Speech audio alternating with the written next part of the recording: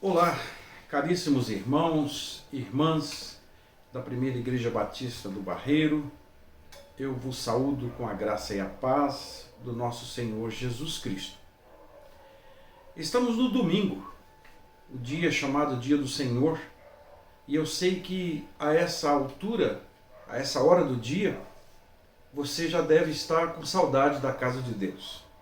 Assim como eu, todos nós, pela manhã do domingo, temos o costume de levantarmos bem cedo, nos prepararmos, nos organizarmos para irmos à casa do Senhor na nossa escola bíblica discipuladora. Hoje será um dia diferente.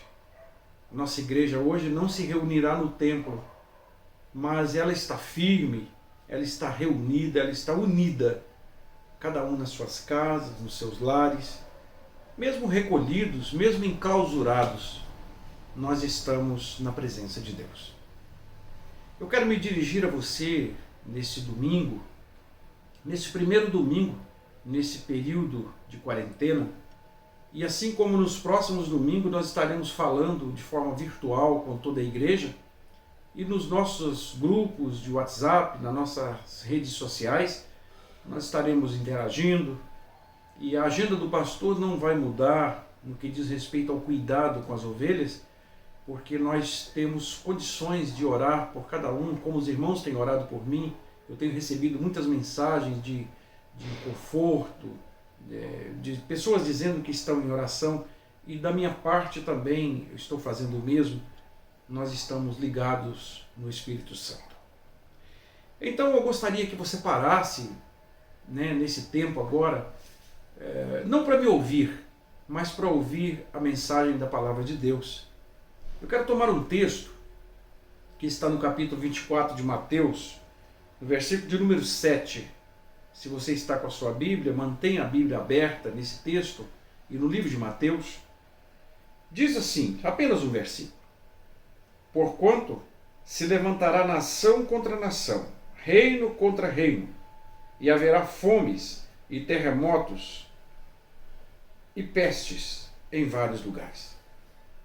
A tradução do João Ferreira de Almeida, revista e corrigida, ela traz a expressão da seguinte forma: porquanto se levantará nação contra nação, e reino contra reino, e haverá fomes e pestes, e terremotos em vários lugares. O sinônimo aqui de peste, nos dicionários de língua portuguesa, vão nos remeter a epidemias, pandemias e outras coisas do gênero. Portanto, estamos contextualmente situados dentro daquilo que diz respeito ao que está acontecendo no nosso país, na nossa cidade, no mundo, neste momento. Então vamos pensar um pouco sobre as grandes epidemias ao longo da história e a sua relação com a Bíblia. Eu tomo esse texto exatamente porque precisamos de enxergar as coisas do ponto de vista bíblico. E esta é uma oportunidade que temos para associar as verdades bíblicas, as profecias bíblicas, com os acontecimentos dos últimos tempos. Eu anotei algumas coisas para a gente estar, ao longo da nossa conversa aqui, meditando nelas.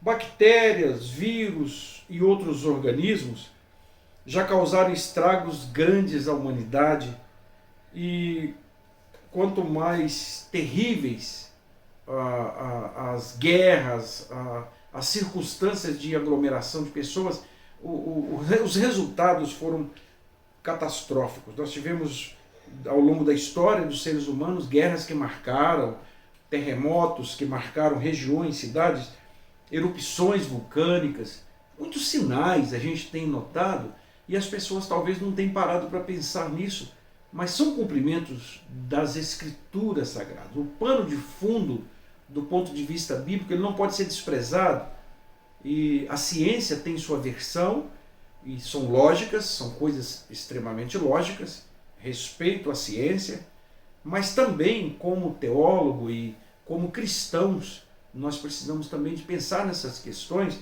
do ponto de vista bíblico.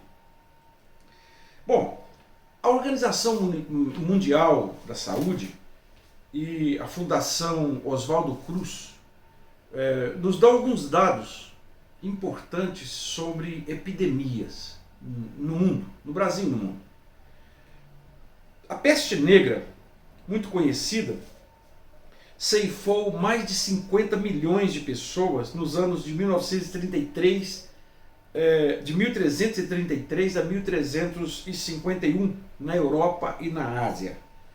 Essa peste bubônica, que ganhou o nome de peste negra, por causa da pior epidemia que atingiu a Europa no século XIV, ela foi sendo combatida à medida que melhorou a higiene e o saneamento das cidades, diminuindo a população de ratos urbanos, por exemplo.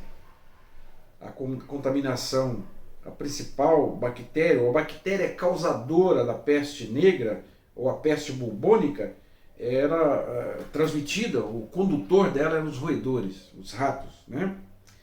Esta bactéria poderosa era transmitida ao homem também pela pulga, e sobretudo pela pulga desses animais, em contato com o ser humano, transmitia. E ceifou muita gente. Já com base de antibióticos, ela foi combatida, mas não erradicada.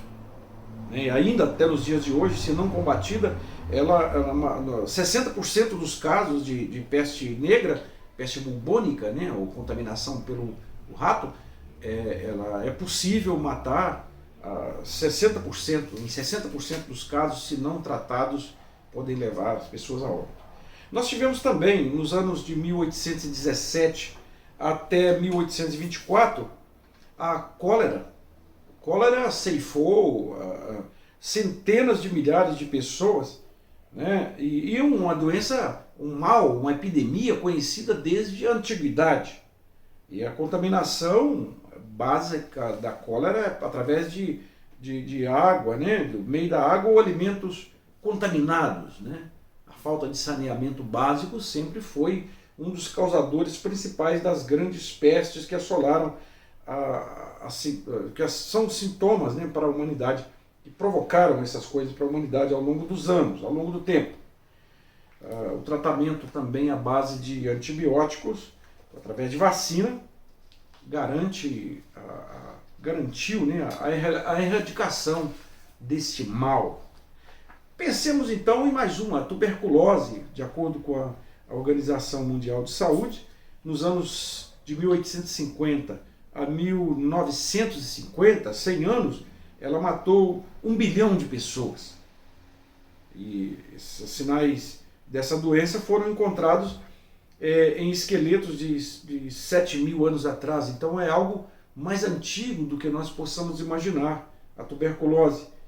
Ela é altamente contagiosa e transmite de pessoa para pessoa através das vias respiratórias e ataca principalmente os pulmões. Os antibióticos também são os meios de cura, né, de erradicação, de minimização dos problemas causados ou da contágio, né, da tuberculose. O que pensar então da varíola, tão conhecida de todos nós? 300 milhões de pessoas morreram entre os anos de 1896 até os anos de 1980. É muita gente. Se formos avaliar, a varíola matou muita gente ao redor do mundo, né? Mais de 3 mil anos atrás, esta mesma doença, a varíola, atormentou a humanidade. Nós vamos encontrar, por exemplo, na história, um dos faraós, né, um faraó, Ramsés II, e a rainha Maria II da Inglaterra e o rei Luís V da França, eles foram contaminados com varíola, né, e tiveram lá suas complicações, febre, seguida de erupções, dor na garganta, enfim, coisas do tipo. A gripe espanhola, eu gostaria também de falar com você sobre ela. A gente precisa refletir sobre isso tudo para a gente entender o que está acontecendo conosco nesse momento e talvez não alarmarmos tanto. A gripe espanhola, entre os anos de 1918 e 1919, um ano, ela matou 20 milhões de pessoas. 20 milhões de pessoas. E essa contaminação provocada, muito parecida com o coronavírus, né? Pelo ar, através de gotículas de saliva e de espirros. Era a forma de contágio da gripe espanhola, muito conhecida. Dores de cabeça, dores no corpo, calafrio, inchaço nos pulmões, eram os sintomas dela. Tifo é uma outra conhecida, uma outra epidemia conhecida de todos nós também. De acordo com a OMS, 3 milhões de pessoas foram mortas na Europa Oriental e Rússia entre os anos de 1918 a 1922.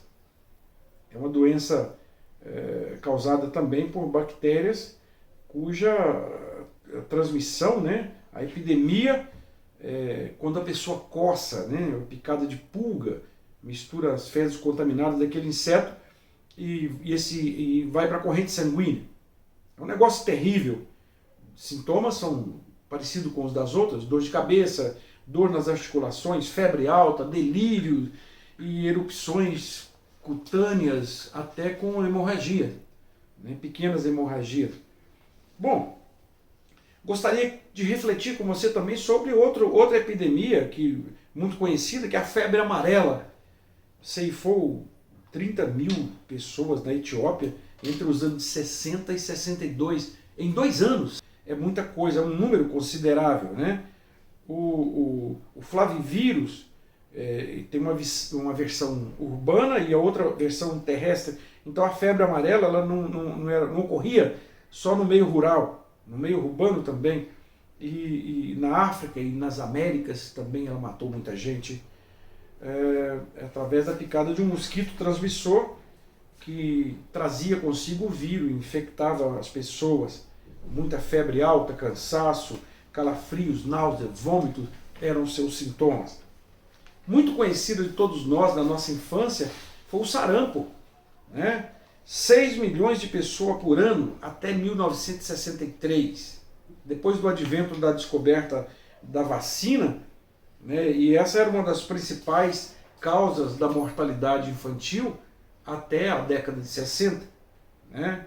Altamente contagioso, o sarampo causado por um vírus propagado por meio de secreções da mucosa, né, da saliva dos indivíduos doentes. Pequenas gotículas, ao conversar, isso acabava sendo transmitido por outras pessoas. Bom, pequenas erupções na pele, avermelhadas, eram os seus sintomas.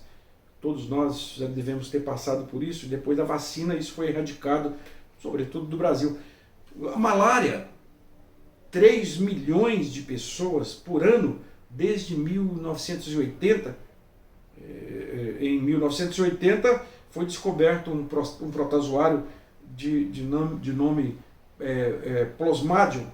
Plasmodium, que seria a causa da doença. A OMS considera a malária a pior doença tropical e parasitária da atualidade, perdendo apenas para a AIDS. Né? O sangue é a forma de contaminação. A vítima picada por um mosquito e leva o sangue até o cérebro, né? Em alguns casos, a artéria leva o sangue até o cérebro. Então a pessoa se encontra contaminada através da corrente sanguínea. E não existe uma vacina eficiente, apenas algumas drogas já aprovadas pela Anvisa para curar os sintomas da malária.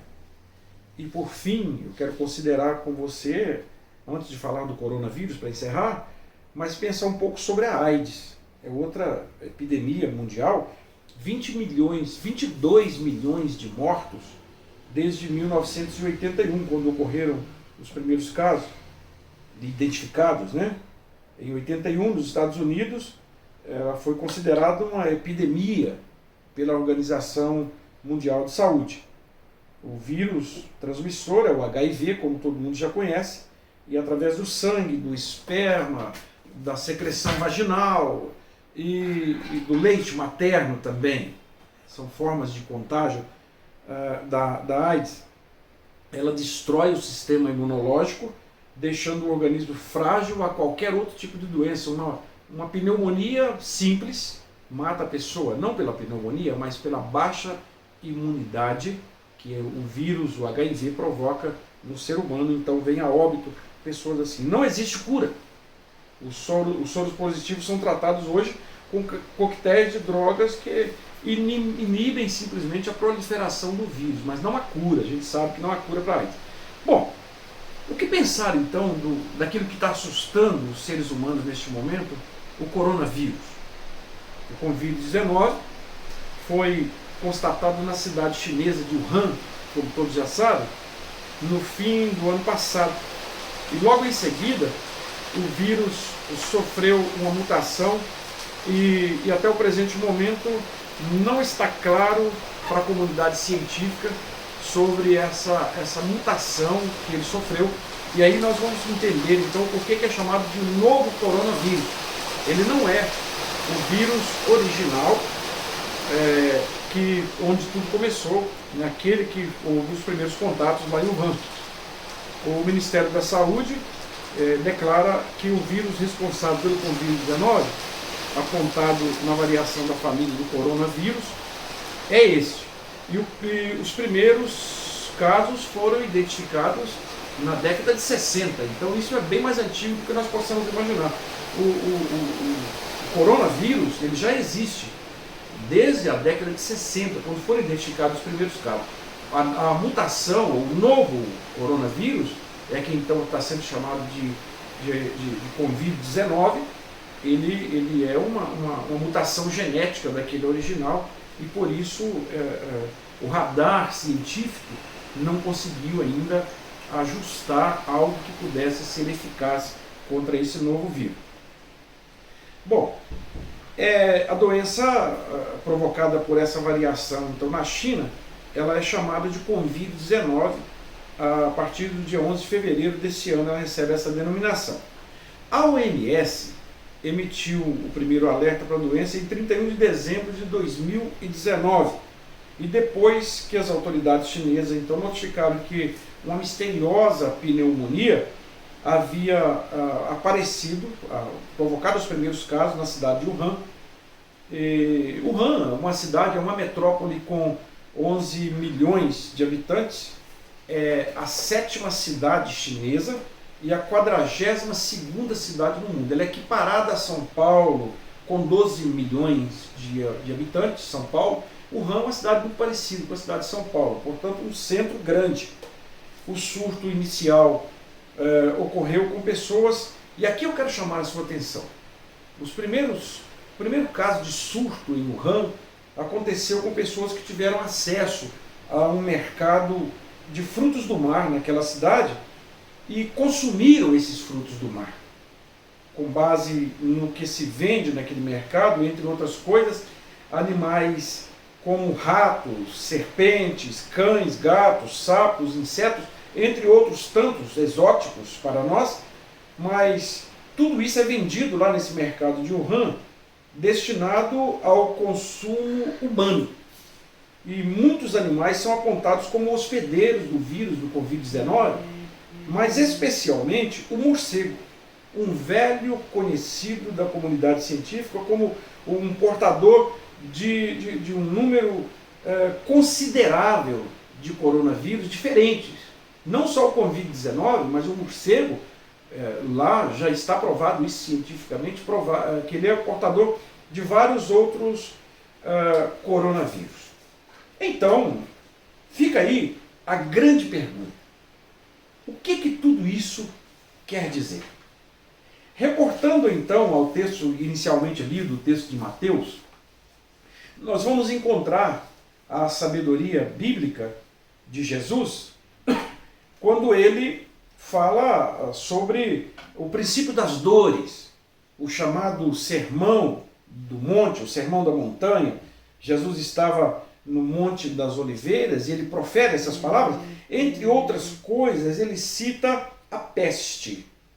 E como eu disse lá no início, nós vamos ter o sinônimo de peste aqui por a epidemia.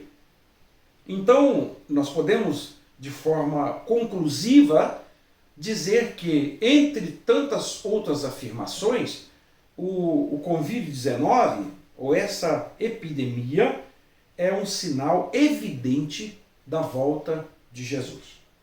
Eu quero ler para você um poema de Kathleen Meara, escrito em 1839. Gostaria que você refletisse o que a poetisa escreve. Diz assim: e as pessoas ficaram em casa, e leram livros, e ouviram música, e descansaram, e fizeram exercícios, e fizeram até arte, e jogaram, e aprenderam novas maneiras de ser, e pararam, e ouviram mais fundo. Alguém meditou, alguém orava, alguém dançava, alguém conheceu a sua própria sombra, e as pessoas começaram a pensar de forma diferente, e as pessoas curaram. E na ausência de gente que vivia de maneiras ignorantes, perigosos, sem sentido e sem coração, até a terra começou a curar. E quando o perigo acabou e as pessoas se encontraram, elas ficaram tristes pelos mortos e fizeram novas escolhas e sonharam com novas visões e criaram novas maneiras de viver e curaram completamente a terra, assim como eles estavam curados. Achei muito interessante quando estava lendo este poema, porque a experiência que estamos vivendo neste momento, de provações, de enclausuramento, de impedimento de ir e vir, de impedimento de fazer tanta coisa que nós gostaríamos de estar fazendo, passeando, brincando, convivendo, indo à igreja, coisas que nós gostaríamos de estar fazendo agora, nós estamos impedidos de fazer isso por causa de um vírus, por causa de uma peste, por causa de uma epidemia, por causa de uma pandemia. Mas esse tempo, Deus certamente tem um propósito nele.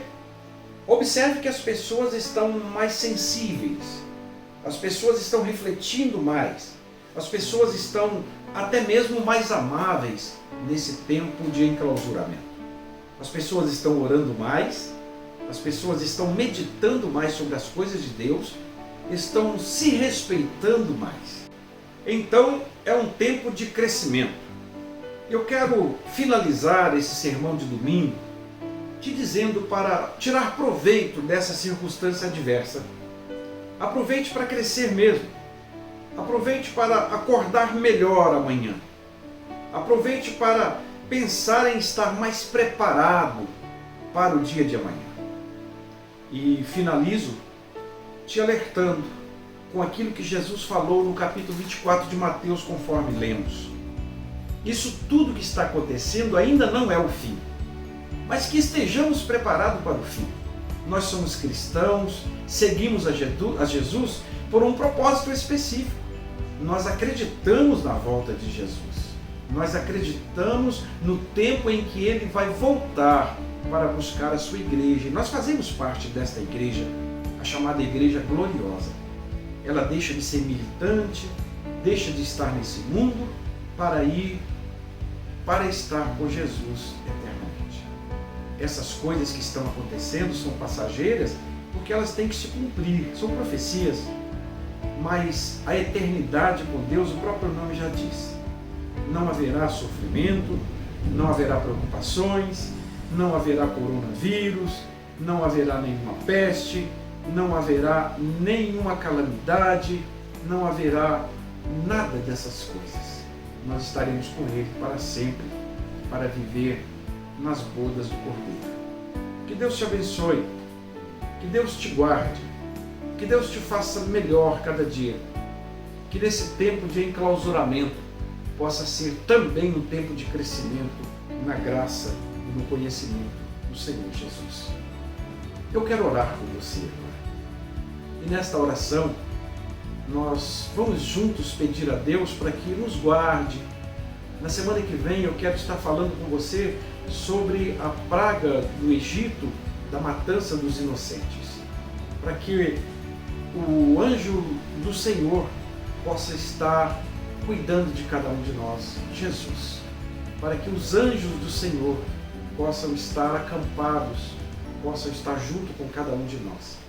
Que as nossas casas, o nosso povo, nossa família, que a nossa comunidade possa estar guardada pelo poder de Deus.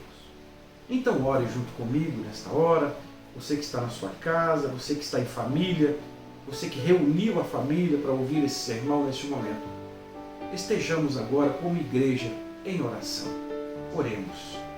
Pai, no nome de Jesus, eu quero agora orar pela primeira Igreja Batista do Barreiro, pela congregação de Barreiras, pelos irmãos que estão iniciando o trabalho em Rio Manso. Eu oro por essa igreja, por esse rebanho que o Senhor me confiou para estar pastoreando. Eu quero agora, Pai, em nome do Senhor Jesus, dizer que o Senhor é o nosso Deus e que nós estamos despreocupados, porque nós estamos debaixo da mão forte do Senhor. Eu quero crer neste momento, meu Deus, e por isso eu peço ao Senhor que acalme os corações, para que ninguém esteja desesperado, para que ninguém esteja preocupado. Nós podemos parafrasear os Salmos de número 91 e pensarmos que estamos debaixo da sombra do Altíssimo, estamos debaixo das mãos do Senhor, e podemos dizer aquilo que o salmista disse lá: 1000 cairão ao teu lado, 10.000 à tua direita, mas tu não serás atingido. Queremos estar debaixo da proteção do Senhor. Que o Senhor venha nos fazer ficar tranquilos, que possamos acalmar os nossos jovens, nossas crianças, nossos idosos. Eu oro por eles, pelos irmãos e irmãs de meia idade. Eu oro pela sua igreja agora. Que nós possamos estar debaixo da mão forte do Senhor 24 horas por dia. Que possamos cantar louvores ao Senhor enquanto enclausurados, que possamos ler a palavra de Deus, que possamos estar juntos neste momento em oração. Nós agora oramos no nome de Jesus. Me despeço com a bênção araúnica. E se você puder, onde você estiver, fale junto comigo. Que o Senhor te abençoe e te guarde. Que o Senhor faça resplandecer o seu rosto sobre ti e tenha misericórdia de ti.